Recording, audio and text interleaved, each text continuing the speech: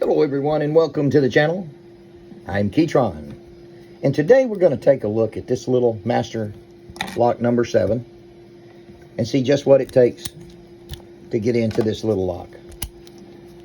We're going to use the bottom of the keyway, one of my favorite little turning tools, and we're going to use McNally's McTickler. You see how it's shaped, 20 thousandths.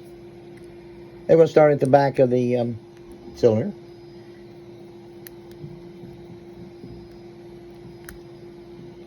And you see we got it open.